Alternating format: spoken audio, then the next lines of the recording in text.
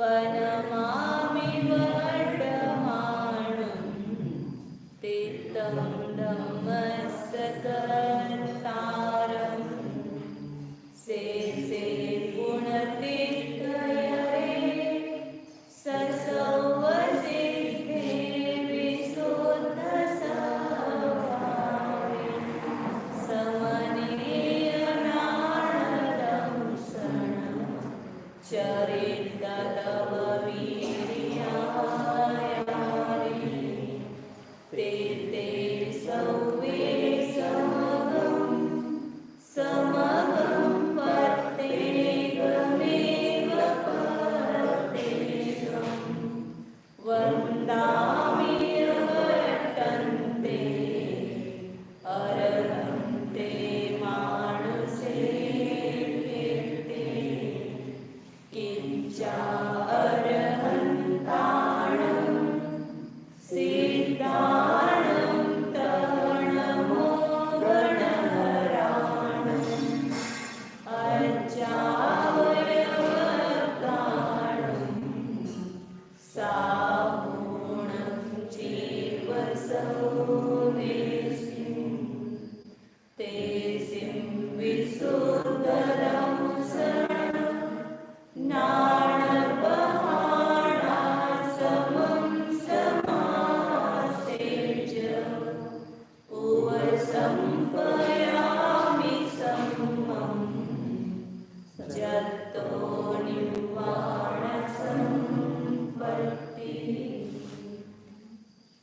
जय बोलो कलिकाल सर्वज्ञ आचार्य कुंद कुंद भगवान की जय बोलो अध्यात्ममूर्ति अमृतचंद्र आचार्य देव की जय बोलो जयसेन आचार्य देव की जय बोलो चारित्र चक्रवर्ती आचार्य शांति सागर जी महाराज की जय बोलो प्रातः स्मरणीय गुरुदेव समंत भद्रमुनि महाराज की जय बोलो आचार्य प्रवेक्षा सुंदर सागर जी महाराज की जय बोलो मम दीक्षा गुरु वात्सल्य सिंधु आचार्य सुरेश सागर जी महाराज की जय बोलो परम पूज्य सुरेश सागर जी महाराज की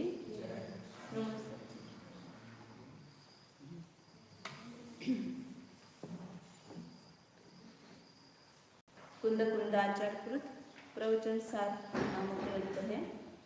इसमें 35 नंबर की गाथा अपनी तक चल रही थी। इसके पूर्व 2 गाथाओं में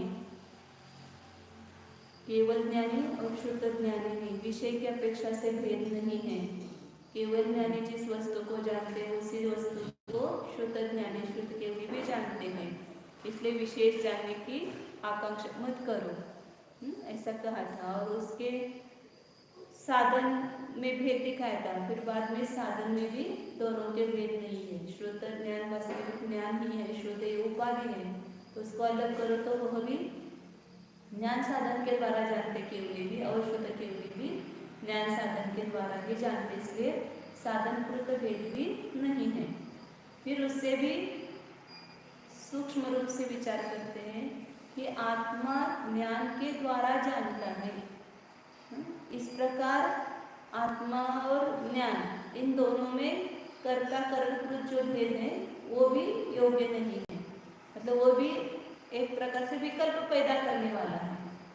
मैं ज्ञाता, एक ज्ञेय, एक ज्ञान साधन, इस प्रकार अभेद कर्ता करण भी वास्तव में आत्मानुभूति में बाधक है। इसलिए कहते हैं कि जो जानता है वही ज्ञान है और आत्मा स्वयं जानता है, स्वयं जानने रूप से परिणमन करता है। इसलिए आत्मा ही स्वयं ज्ञान है। इसलिए ऐसा कर्ता करण कृत भी भेद मत डालो उसमें। आत्मा स्वयं ही जानता है, स्वयं के द्वारा ही जानता है। जिस प्रकार अग्नि स्वयं जलाती है, स्वयं जलती है और स्वयं अपने वो उष्णता अपने द्वारा ही जलाती है। अग्नि उष्ण गुण के द्वारा ईंधन को जलाती है, ऐसा कहना भी, ऐसा भेद डालना भी वहाँ पर ठीक नहीं है। क्योंकि अग्नि उष्णता के द्वारा स्वयं ही जल रही है और उसमें सब पदार्थ अपने आप जल रहे हैं। तो इस प्रकार उष्णता के द्वारा अग्नि को दाहक कहना, ये ऐसा कर्ता करणकृत भेद जिस प्रकार नहीं है, उसी प्रकार आत्मा ज्ञान के द्वारा जानता है, ऐसा कर्तृ करणकृत भेद करना भी ठीक नहीं है। ये 35 नंबर की गाथा में बता रहे हैं। अपन ने 2-3 लाइन पढ़ी थी कि उसमें आत्मा में स्वयं कर्तृ और कर्णत्व शक्ति है, ऐसी परमेश्वरपणा आत्मा में है, अभिन्न कर्ता करणपणा की शक्ति। इसलिए आत्मा ही स्वयं जानता है, इसलिए वह स्वयं ही ज्ञान है। जिस प्रकार भिन्न हसिया के द्वारा देवदत्त लावक होता है, इस प्रकार भिन्न ज्ञान के द्वारा आत्मा न्यायक होता है, ऐसा नहीं है। यदि वैसा मानेंगे तो क्या दोष आएगा, वो आगे बता रहे हैं। ज्ञान भिन्न है, आत्मा भिन्न है, जैसे न्यायिक मानते हैं, और ज्ञान का आत्मा के साथ समवाय संबंध हुआ तो आत्मा ज्ञानी हो गया। ऐसे भिन्न ज्ञान के द्वारा आत्मा ज्ञानी हुआ या जानता है, ऐसा कहेंगे तो क्या दोष है, आगे बता रहे। 4थी लाइन पढ़ना, 3री के लास्ट में। तथा हो गया तो तथा सती, नहीं यहाँ से पढ़ना है। तथा सती उभय उभयोः अचेतनत्वम् अचेतनयोः संयोगे अपि न परिच्छित्ति निष्पत्ति। यदि ऐसा मानेंगे कि आत्मा भिन्न है, ज्ञान भिन्न है, और ज्ञान का संबंध आत्मा के साथ हुआ तब आत्मा ज्ञान के द्वारा ज्ञायक हुआ, ऐसा कहेंगे तो क्या दोष आएगा। तो तथा सती, वैसा होने पर, ऐसे भिन्न हसिये से देवदत्त तोड़ने वाला होता है, ऐसा भिन्न ज्ञान से आत्मा ज्ञान जानने वाला होता है, ऐसा कहेंगे तो क्या दोष है। तो कहते कि उभयोः अचेतनत्व, दोनों में भी अचेतनपना का दोष आएगा। आत्मा भिन्न है, ज्ञान भिन्न है, तो दोनों भी अचेतन होंगे, क्योंकि बिना ज्ञान के आत्मा अचेतन होगा, और आत्मा का संयोग नहीं है तो ज्ञान भी अचेतन होगा। चेतन आत्मा के संयोग से वो चेतन है, तो आत्मा से अलग हो जाएगा ज्ञान, तो अचेतन जड़ हो जाएगा। फिर दो अचेतनों का जब संयोग करेंगे तब परिचित्ति निष्पत्ति न, परिचित्ति मतलब जानना नहीं उत्पन्न होगा।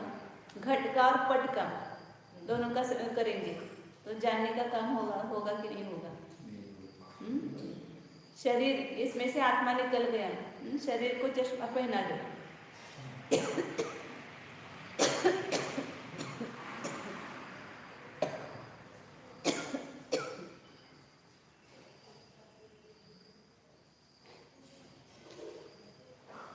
तो यदि आत्मा और ज्ञान इन दोनों को भिन्न मानते हैं तो दोनों में भी अचेतनपन आएगा, और दोनों अचेतनों का संयोग होने पर भी जानने का कार्य नहीं हो सकेगा। जैसे दो भिन्न अचेतन वस्तुओं का संयोग होने पर जानने का काम नहीं होता है, इसी प्रकार उनके संयोग से भी जानने रूप कार्य नहीं हो पाएगा।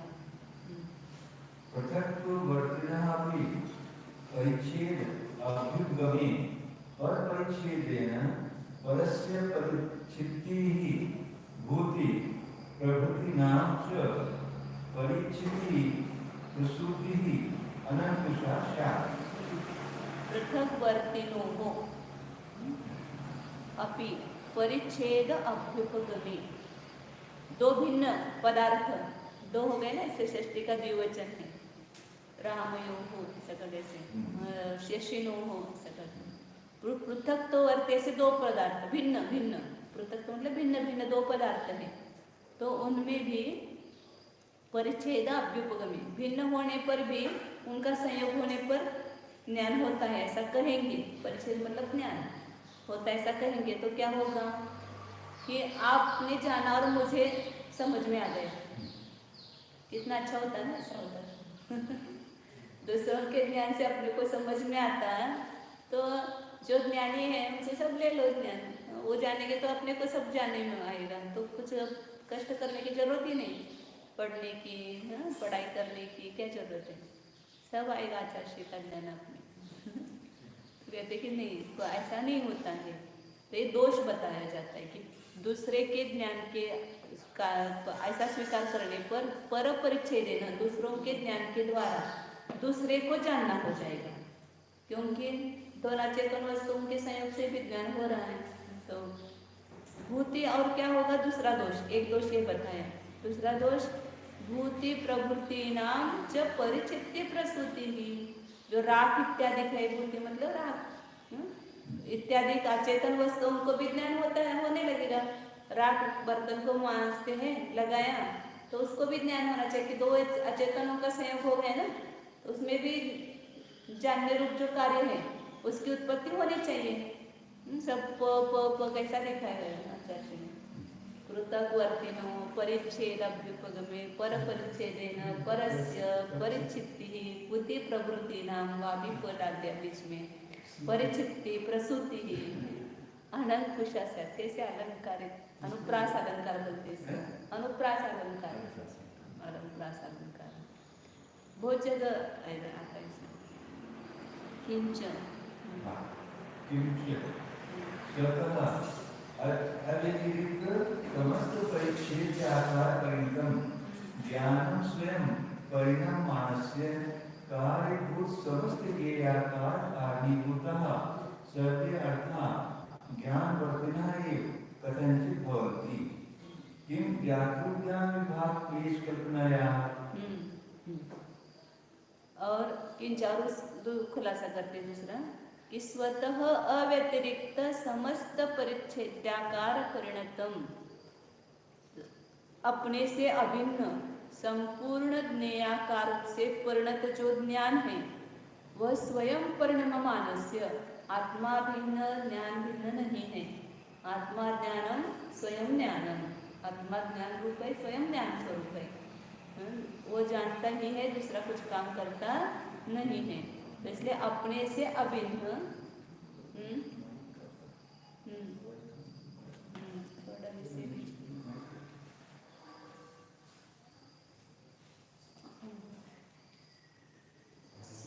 स्वतः अव्यतिरिक्त, थोड़ा सा खाली करके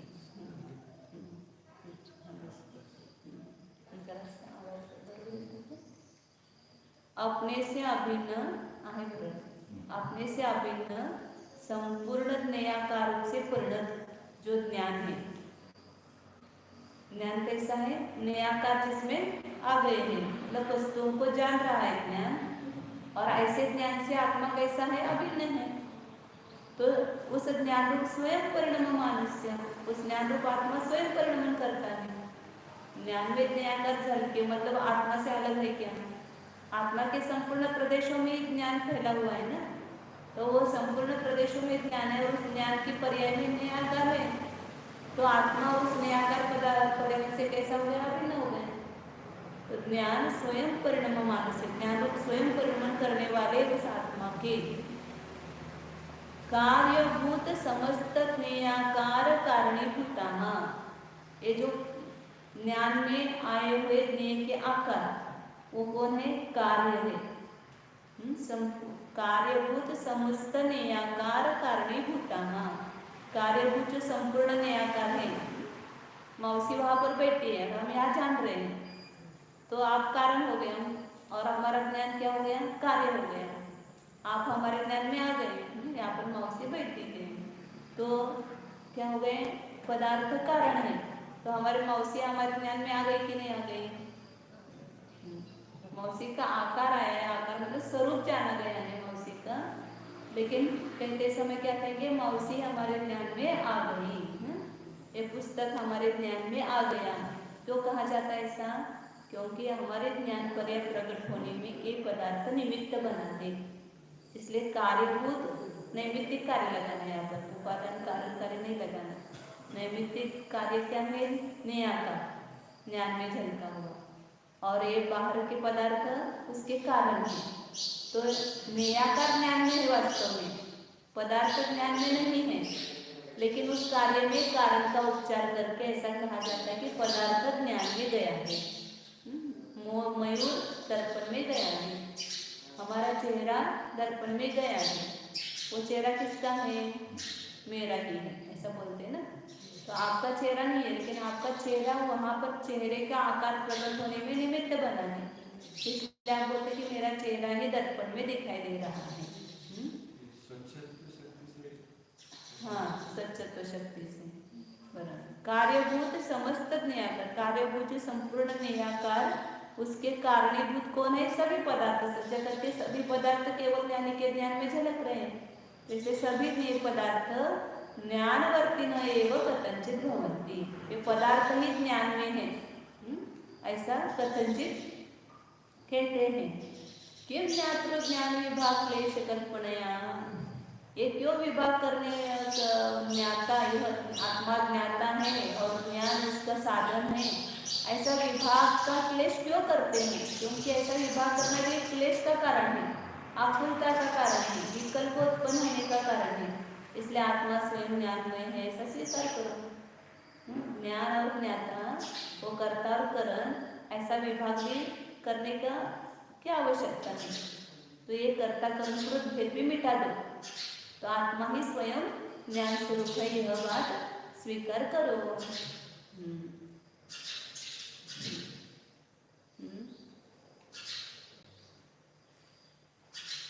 आगे अब जैसे नाचार्य की टीका अथ भिन्न ज्ञानेन आत्मा ज्ञानी न भवति इति उपदिश्यते। भिन्न ज्ञान के द्वारा आत्मा ज्ञानी नहीं होता है। वास्तव में ये निषेध करना है कि जो अन्य मतवादी गुण और गुणी को भिन्न मानते हैं, तो गुण अलग है और गुण अलग, ऐसा नहीं। भिन्न ज्ञान के द्वारा आत्मा ज्ञानी नहीं होता है, ऐसा उपदेश करते हैं। ये कर्ता जानति से ज्ञानम भवति इति। जो कर्ता जानता है वह ज्ञान है, उसका ही खुलासा करते आगे। मतलब ये ज्ञान की व्याख्या की, जो जाने सो नाम, जो जानता है वह ज्ञान है। जो भी वस्तु जानेगी वो ज्ञान रूप होगी। कौन जानता है? आत्मा जानता है, इसलिए आत्मा ही ज्ञान है। तथा ही यथा संज्ञा लक्षण प्रयोजन आदि भेद अपि सति पश्चात अभेदमयेन दहन क्रिया समर्थ उष्ण गुणेन परिणत अग्निः अपि उष्ण धन्यते। तथा अट क्रिया वैचित्र्य समर्थ ज्ञान गुणेन परिणत आत्मा अपि ज्ञानं धन्यते। जिस प्रकार संज्ञा लक्षण प्रयोजनादि भेदे अपि सति, सर्वथा भेद है क्या ज्ञान और आत्मा में? सर्वथा भेद नहीं है, कथनचित भेद भी है। कैसे भेद है? तो कल बताया था इसको। संज्ञा भेद है, आत्मा यह नाम अलग है, ज्ञान यह नाम अलग है। आत्मा अनंत गुणों का पिंड है, उपयोग लक्षण वाला है, और ज्ञान उसका जानना ही लक्षण है ज्ञान का। दोनों का लक्षण भेद है। प्रयोजन आदि भेद है, अपने दोनों के प्रयोजन भिन्न है। ज्ञान का प्रयोजन है हित की प्राप्ति कराना और अहित का परिहार कराना, और आत्मा का प्रयोजन है आनंद का भोग करना। अपने स्वाधीन आनंद का भोग करना है आत्मा का प्रयोजन है। तो इस प्रकार प्रयोजन आदि भेद होने पर भी गुण और गुणी में संज्ञा लक्षण प्रयोजन की अपेक्षा से भेद होता है, और प्रदेशों की अपेक्षा से अभेद होता है। दोनों के प्रदेश अलग नहीं, भिन्न नहीं है, इसलिए पश्चात अभेद नहीं न दहन क्रिया समर्थ उष्ण गुणेन। उदाहरण दिया, दृष्टांत दिया, दहन रूप क्रिया करने में समर्थ कौन है? उष्ण गुण, और उष्ण गुण से परिणत अग्नि, वह अग्नि भी उष्ण बनते, वह अग्नि को भी उष्ण कहा जाता है। तो अग्नि और उष्ण गुण ये इसमें भी संज्ञा लक्षण प्रयोजन आदि की अपेक्षा से भेद होने पर भी, भेद होने पर भी उनमें अभेद नहीं से जब देखते हैं, प्रदेश भेद की अपेक्षा से भेद नहीं है। अग्नि जिन प्रदेशों में है, उष्ण गुण भी उन्हीं प्रदेशों में रहता है, दूसरे प्रदेशों में नहीं है। अग्नि यहाँ और उष्ण गुण यहाँ, ऐसा होता है क्या? इसलिए अग्नि और उष्ण में अभेद है, और संज्ञा लक्षण प्रयोजन की अपेक्षा से भेद है। अग्नि नाम अलग है, उष्ण नाम अलग है। अग्नि गुणी है, उष्ण एक गुण है। अग्नि में अनेक गुण है और उष्ण एक गुण है केवल। अग्नि का लक्षण है दाहक, पाचक, प्रकाशक, और उष्णता का लक्षण क्या है? केवल दाह उत्पन्न करना, ये उष्णता का लक्षण है। उष्णता का प्रयोजन क्या है? गर्म करना, ठंड से निवारण करना। अग्नि का प्रयोजन क्या है? अनेक प्रयोजन है, जलाना, सिजाना, पकाना, प्रकाशित करना, ऐसे अनेक प्रयोजन उसके हैं। इसलिए अग्नि और उष्ण गुण में संज्ञा लक्षण प्रयोजन की अपेक्षा से भेद होने पर भी उस उष्ण गुण रूप से परिणत कौन है? अग्नि स्वयं है, इसलिए अग्नि को ही उष्ण कहते हैं। उसी प्रकार अर्थ क्रिया परिचित्ति समर्थेन, अर्थ क्रिया मतलब जानने रूप अर्थ क्रिया, जानना जानना जानना हर समय हो रहा है ना। कभी एक क्षण गया कि आप जानना बंद हो गए? मैंने 5 मिनट कुछ भी नहीं जाना, तो उसके पहले का सब भूल जाते हैं आप, यदि कुछ नहीं जानते तो। हम शांत बैठ जाते हैं, लेकिन अंदर विकल्प तो चलते रहते हैं ना, तो उसमें ज्ञान चलता ही रहता है। ज्ञान एक क्षण भी कभी बंद हो नहीं सकता, क्योंकि उसका अर्थ क्रिया उसकी सदैव चलेगी। जो अनेकांतात्मक पदार्थ है उसमें नित्य अर्थ क्रिया होती रहती है। तो आत्मा ज्ञान गुण में भी नित्य अर्थ क्रिया होती रहती है। जानना जानना जानना, दर्शन काम करता है, देखना देखना देखना, चारित्र काम करता है, कुछ ना कुछ आचरण तो आत्मा हमेशा करता ही रहेगा। तो चारित्र गुण, सभी गुण हाँ निष्ठले नहीं है, ज्ञान कूटस्थ नित्य नहीं है, उनमें हर समय परिणमन चल रहा है। तो हर गुण में अर्थ क्रिया हो रही है। तो अर्थ क्रिया कौन सी है यहाँ पर? जानना रूप अर्थ क्रिया। इसमें समर्थ ज्ञान गुण है, उस ज्ञान गुण रूप से परिणत आत्मा ही ज्ञान कहा जाता है। उष्ण गुण से परिणत अग्नि ही उष्ण कही जाती है। ऐसे ज्ञान गुण रूप से परिणत आत्मा, उस गुणों की पर्याय से कौन परिणमित होता है? आत्मा ही परिणमित होता है। इसलिए आत्मा को ही कहते हैं ना सम्यक दृष्टि है, तो सम्यक दर्शन रूप कौन परिणमित हुआ है? आत्मा ही परिणमित हुआ है। चारित्र रूप से कौन परिणत हुआ है? आत्मा ही परिणमित हुआ है, तो आत्मा ही चारित्र है। और वीर्य गुण रूप से कौन परिणमित हुआ है? आत्मा ही परिणमित हुआ है, तो आत्मा ही वीर्य है। इस प्रकार आत्मा ही ज्ञान गुण रूप से परिणत है, इसलिए इसको ज्ञान कहते हैं। इसलिए आत्मा और ज्ञान अलग नहीं है। तथा च उत्तम जानाति इति ज्ञानम आत्मा। इसलिए ऐसा कहा है कि जो जानता है वह ज्ञान, और ज्ञान मतलब आत्मा। सर्वथा भिन्न ज्ञानेन आत्मा ज्ञायते न भवति इति। सर्वथा ही भिन्न ज्ञान से आत्मा कथनचित भेद है, सर्वथा भिन्न नहीं है, और भिन्न ज्ञान से आत्मा न्यायिक नहीं है। ज्ञान अलग है और आत्मा अलग है, ऐसा नहीं। भिन्न ज्ञान से आत्मा न्यायक नहीं है। अर्थमतम तथा भिन्नदात्रेण लाभः भवति देवदत्तः तथा भिन्न ज्ञानेन ज्ञायते भवतु कः दोषः इति। जिस प्रकार भिन्न हंसे के द्वारा देवदत्त लाभक तोड़ने वाला होता है, जैसे हमने चश्मा पहना है तो क्या बोलते हैं? चश्मे वाला। तो भिन्न चश्मे से हम चश्मे वाला हो गए, क्या चश्मा हमारे साथ अभिन्न है? ऐसा ज्ञान भिन्न है और उसके संयोग से आत्मा न्यायिक हुआ है क्या? तो ऐसा नहीं है। जिस प्रकार भिन्न हंसी से तोड़ने वाला देवदत्त तोड़ने वाला होता है, वैसा भिन्न ज्ञान से आत्मा न्यायिक हो, क्या दोष है उसमें? शंका कर कहता है ज्ञान भिन्न है और उस भिन्न ज्ञान का संयोग हुआ तो आत्मा न्यायिक बना, इसमें क्या दोष है? न एवं छेदन क्रिया विषये दातुं बहिरंग उपकरणं तद्भिन्नं भवतु। अभ्यंतर उपकरणं तु देवदत्तस्य छेदन क्रिया विषये शक्ति विशेषः तच्च अभिन्नम् एव भवति। इसमें ले जाते हैं, मतलब उस दोन भिन्न इसमें भी अपने अभिन्न शक्ति दिखाते हैं। जिस प्रकार मतलब ये ठीक नहीं है, जिस प्रकार भिन्न हंसी से देवदत्त तोड़ने वाला हुआ, ऐसे भिन्न ज्ञान से आत्मा न्यायक नहीं है। क्यों नहीं है? तो ऐसा छेदन क्रिया विषय, जो छेदने रूप क्रिया है, तोड़ने रूप क्रिया है, उसके विषय में जो दात्र मतलब हंसियां है वह बाह्य उपकरण है, वो अंतरंग उपकरण नहीं है। या आपने जो दृष्टांत दिया है वो भिन्न कारण कर्ता कारण का दिया है, उसमें तोड़ने वाला अलग है और दात्र अलग है ना। ये बहिरंग उपकरण है, वो भिन्न हो। जहाँ पर बहिरंग उपकरण है वो तो उस वस्तु से अलग ही होगा। चश्मा और चश्मे वाला तो अलग ही होंगे। चाकू से हम बनाते हैं तो चाकू अलग होगा और वो तोड़ने वाला बनाने वाला अलग है, तो वो तो भिन्न कार्य कारण है, कर्ता कारण है। तो इसमें ये भिन्न हो, लेकिन अभ्यंतर उपकरण तो वास्तविक अभ्यंतर उपकरण क्या है? तोड़ने वाला क्यों हो रहा है? तो तोड़ने की शक्ति उस देवदत्त में है। यदि छोटा बालक है उसको हंसिया दिया और तोड़ो बोले तो उसमें सामर्थ्य है क्या? तो जो शक्ति सामर्थ्य है वो अभिन्न करण है उसका, तोड़ने वाले देवदत्त का। तो जो अंतरंग करण को या अभिन्न करण को उपकरण जो है वो क्या है, देवदत्त की छेदन क्रिया विषय शक्ति विशेष है।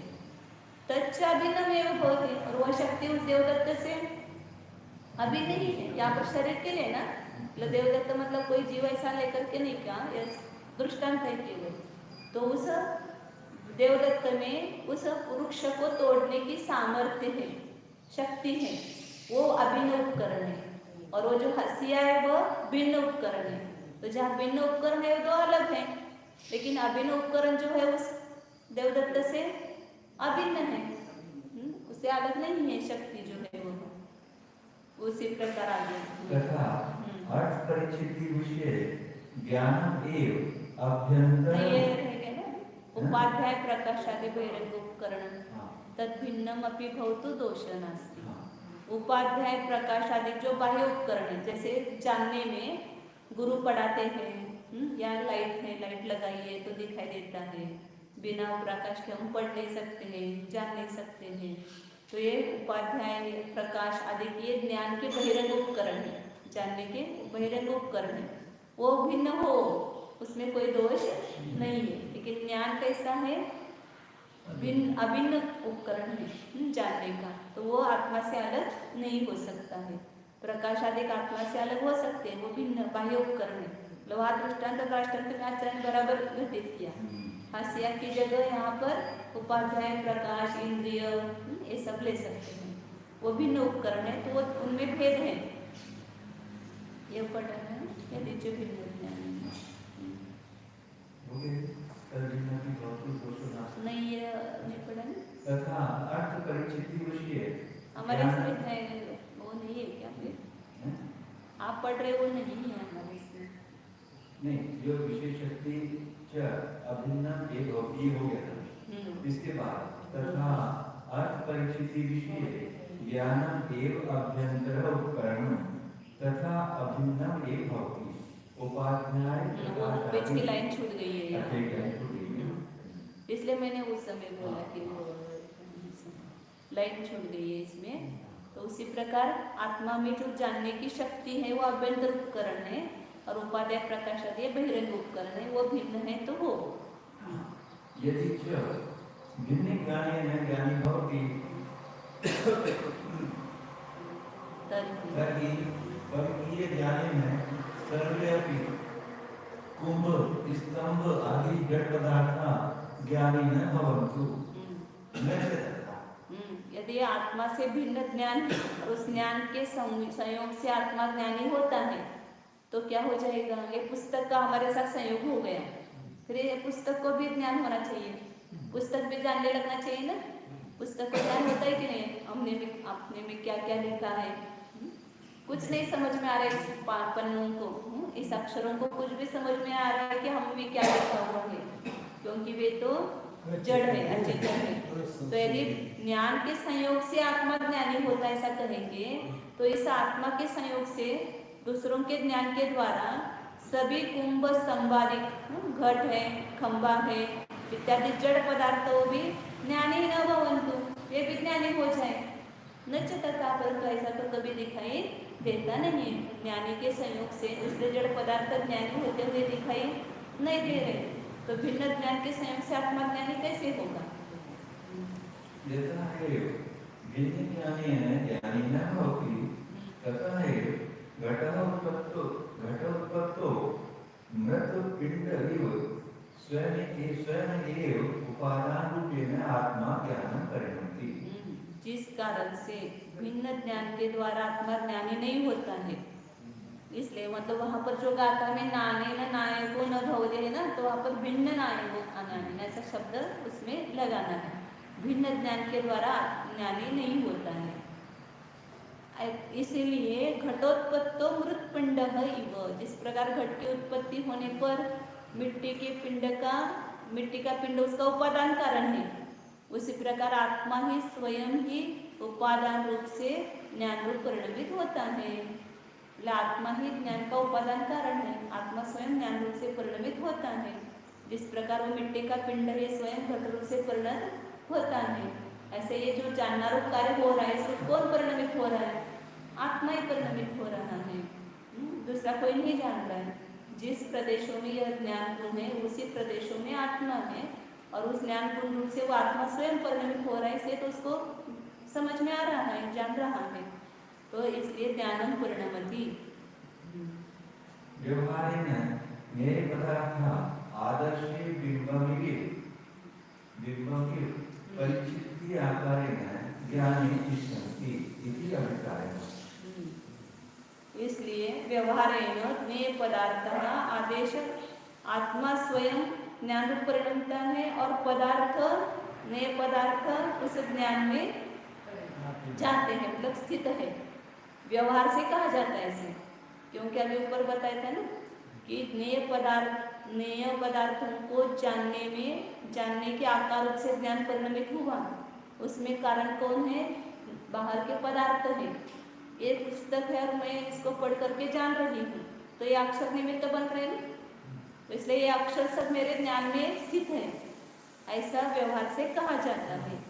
जिस प्रकार दर्पण में बिंब है, दर्पण में वो बिंब गया नहीं है, लेकिन कहा जाता है कि दर्पण में मेरा चेहरा है, दर्पण में मयूर है, दर्पण में अग्नि है, ऐसा कहा जाता है। दर्पण में आरसा, आरशात आपण बघितल्यानंतर काय दिसतंय?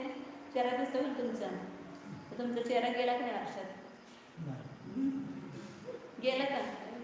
नाही गेला. कुठे चेहरा?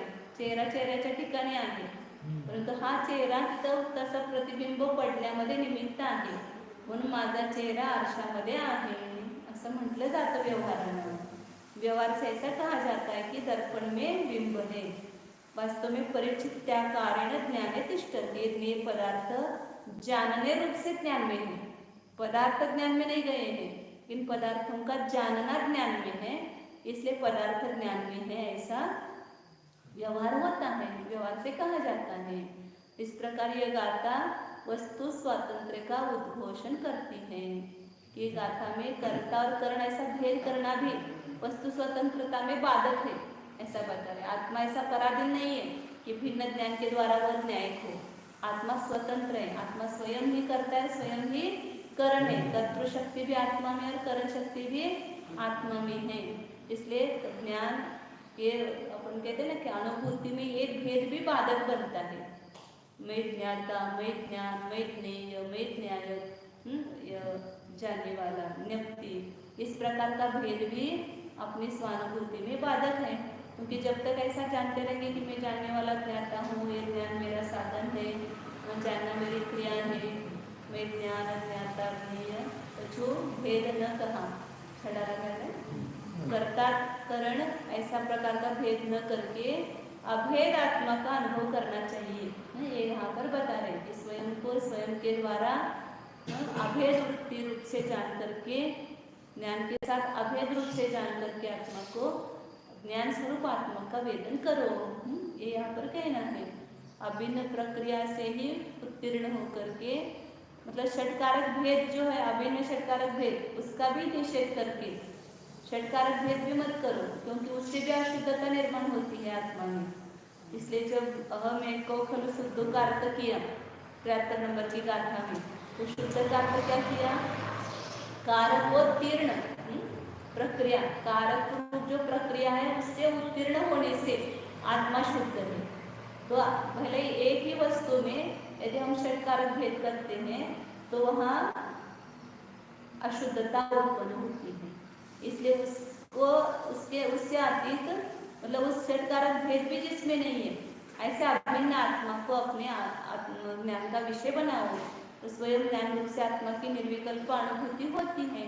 मैं आत्मा, मेरा ज्ञान स्वभाव है, मुझे अन्य किसी साधन की अपेक्षा नहीं है, मैं मुझ में परिपूर्ण हूँ, ज्ञान के लिए मुझे बाहर जाने की आवश्यकता नहीं है।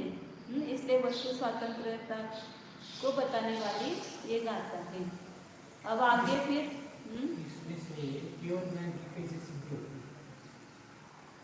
केवल ज्ञान सभी ज्ञान पदार्थों को जान रहा है। केवल ज्ञान रूप से भी स्वयं कौन परिणमित हुआ है? आत्मा ही केवल ज्ञान रूप से स्वयं परिणमित हुआ है ना। तो वहाँ पर भी केवली और केवल ज्ञान, इन दोनों में भेद नहीं है। भिन्न केवल ज्ञान के द्वारा केवली जानने वाले नहीं हुए, और सभी पदार्थ उनके ज्ञान में स्थित है। तो सभी पदार्थ ज्ञान में स्थित है, इसका अर्थ वो सर्वज्ञ है, ऐसा हो गया ना। सर्वज्ञ के ज्ञान में सभी पदार्थ स्थित है, व्यवहार से कहा गया, तो वो सर्वज्ञ है, ये सिद्ध होता है। और वह सर्वज्ञता कहाँ से आई है? तो उनमें ही केवल ज्ञान जो अभिन्न करण है वो स्वयं ही है, उससे अलग नहीं है केवल ज्ञान। तो इसलिए वे सर्वज्ञ हैं, क्योंकि स्वयं केवल ज्ञान रूप से परिणमित हुए हैं। तो और केवल ज्ञान संपूर्ण को जानने वाला है, इसलिए केवली वे सर्वज्ञ हैं, इसकी सिद्धि होती है। और कुछ विशेष चिंतन है क्या? नहीं, पूछ रहा हूँ। हाँ। जो हमेशा कहते हैं ना बातें, मन को एक तो केवल ज्ञान की सिद्धि होती है, तो इस गाथा से केवल ज्ञान की सब गाता है ना। अब आगे पूछते हैं कि ज्ञान और ज्ञेय, ये बार बार शब्द आ रहे हैं।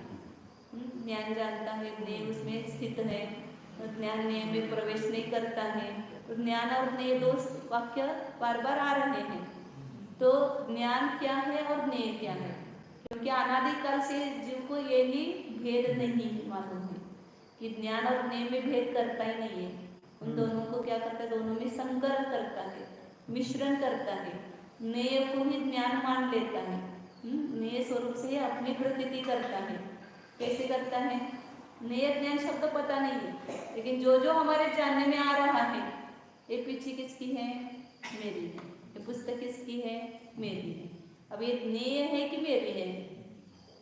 ज्ञेय जानने योग्य है, लेकिन उसके साथ में हमने क्या जोड़ दिया?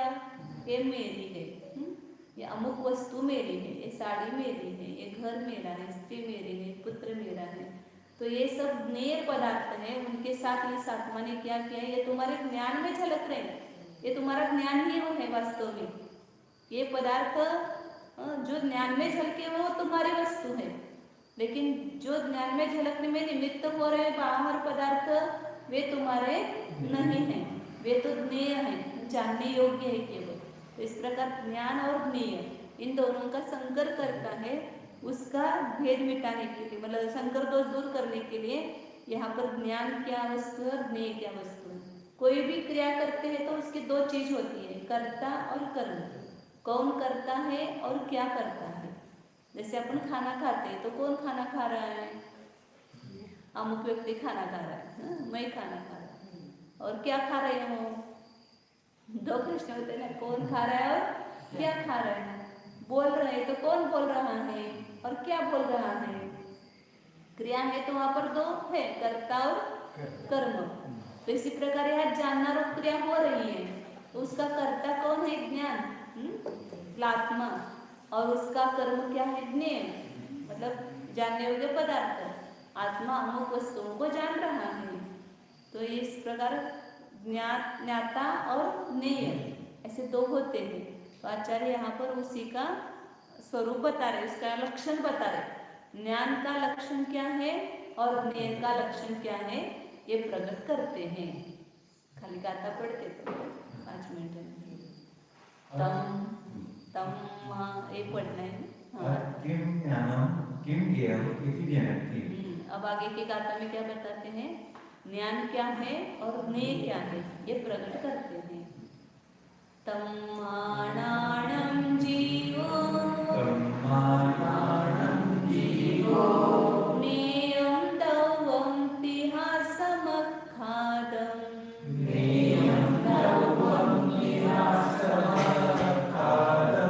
दैवं त्रिपुणो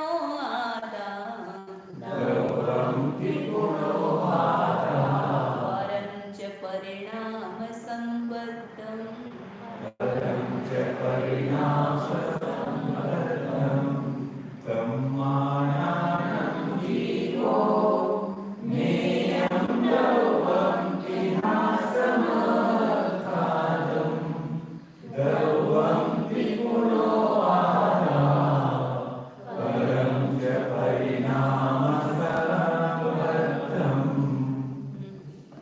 तम्माणानं जीवो। अब तम्मा शब्द कब आता है? पीछे उसके वाक्य होता है। इसलिए, इसलिए मतलब किस लिए? इसलिए ज्ञान जीव है। क्यों जीव है? ज्ञान जीव क्यों है? क्योंकि आदा स्वयं नानम परिणमति, नानम परिणमति स्वयं, ऐसा कहा ना, आत्मा स्वयं ज्ञान रूप परिणमन करता है, इसलिए आत्मा ज्ञान जीव है। जीव ज्ञान है ऐसा नहीं बताया, ज्ञान जीव है। यहाँ पर लक्ष्य कौन है? ज्ञान। लक्षण क्या है? जीव। उल्टा है। हमसे जीव लक्ष्य होता है और ज्ञान उसका लक्षण होता है।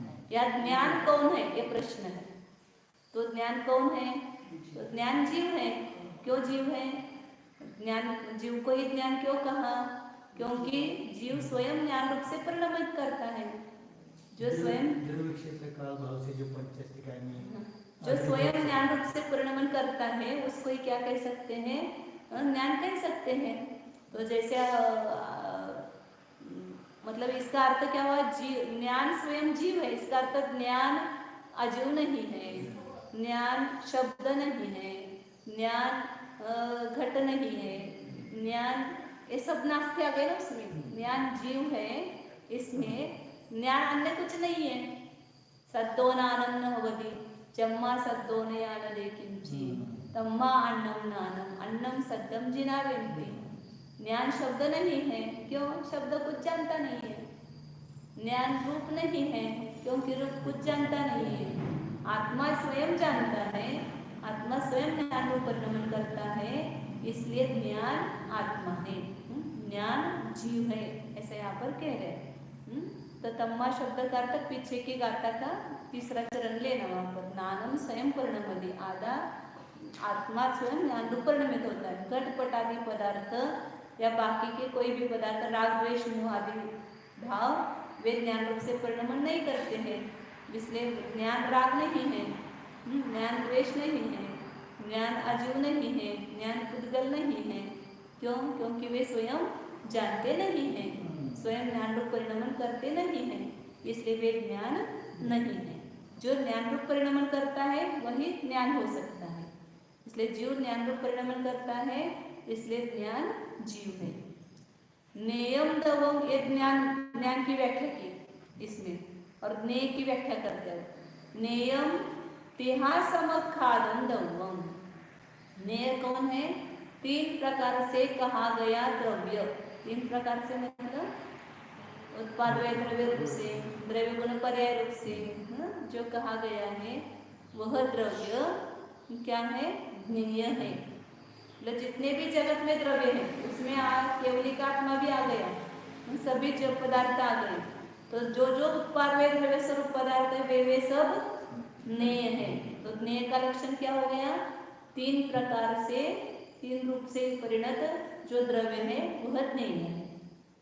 ज्ञान कौन है? केवल जीव ही, ज्ञान केवल जीव ही है, और ज्ञेय जीव भी है और अजीव भी। आगे बताते हो सब। दवंति पूर्णम आदा परम च परिणाम संपत्तम। द्रव्य, ज्ञेय कौन है? द्रव्य है। द्रव्य क्या है? आदा परम च, आत्मा भी द्रव्य है और पर भी द्रव्य है। पुद्गल धर्म आकाश काल ये भी द्रव्य है। और कैसे है वे? परिणाम संपत्तम, परिणाम से संयुक्त। यदि वे परिणाम से संयुक्त नहीं होते तो हमारे ज्ञान के विषय भी नहीं बनते हो। वे परिणमन स्वरूप है, ज्ञेय पदार्थ। आत्मा भी परिणमनशील है, इसलिए आत्मा उनको जानता है और नए पदार्थ ज्ञान में जाने जाते हैं, वे ज्ञेय बनते हैं। प्रमेत्व गुण है, प्रमेत्व गुण की अर्थक्रिया होती है ना कि ज्ञान में जाना जानेगी। यदि प्रमेत्व गुण नहीं होता उनमें तो वो ज्ञान में जाने भी नहीं जाते, तो इसलिए परिणाम संपद्दम ये शब्द लिखा है चरण में।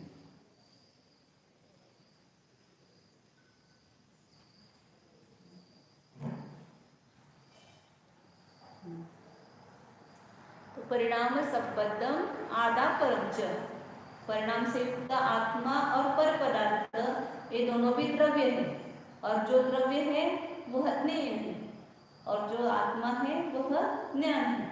तो ज्ञान और ज्ञेय का विभाग बताए कि जो ज्ञान है वह जीव है केवल, और ज्ञेय जीव और अजीव दोनों भी ज्ञेय पदार्थ है, क्योंकि द्रव्य को ज्ञेय कहा है और द्रव्य दो प्रकार के हैं, आत्मा और पर पदार्थ। बाकी सभी द्रव्यों को पर में डाल दिया और आत्मा को अलग रखा। तो इस प्रकार ज्ञान और ज्ञेय का विभाग यहाँ पर बताया है। इसके ठीक अपन कल पढ़ेंगे।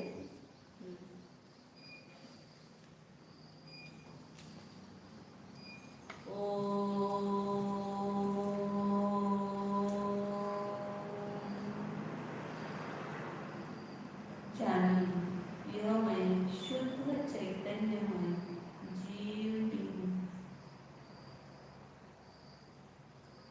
ज्ञान के द्वारा ज्ञानमय वस्तु को जानिए।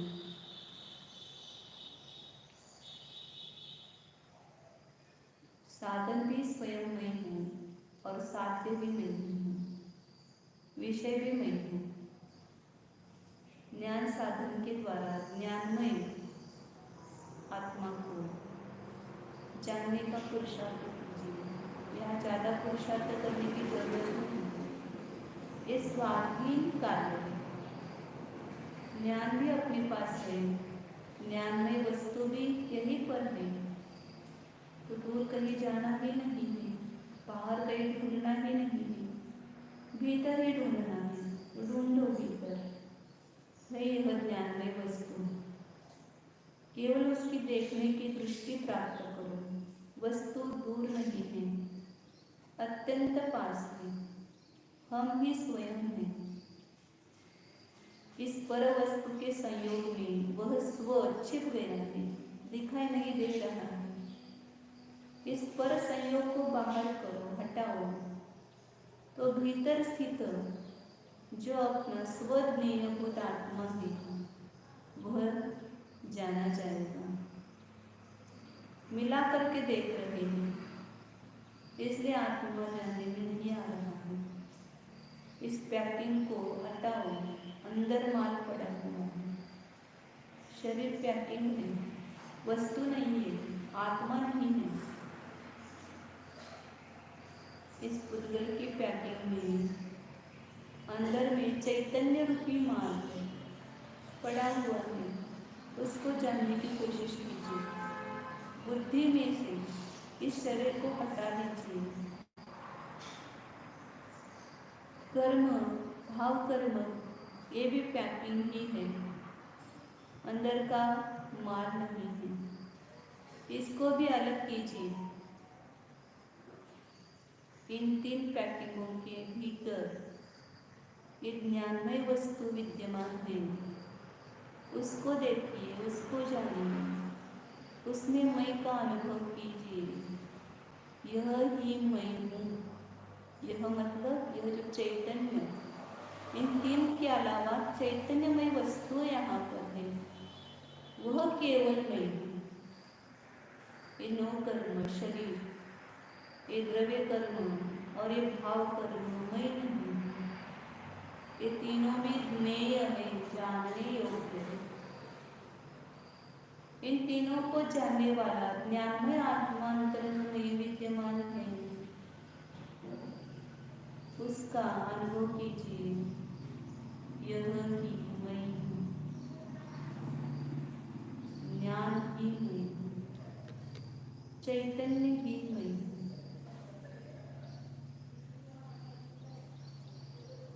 शुद्ध चेतना स्वरूप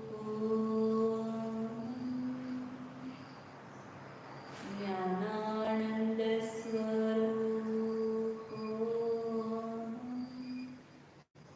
टंकोत्कीर्ण ज्ञायक स्वरूप शुद्ध एको ध्रुव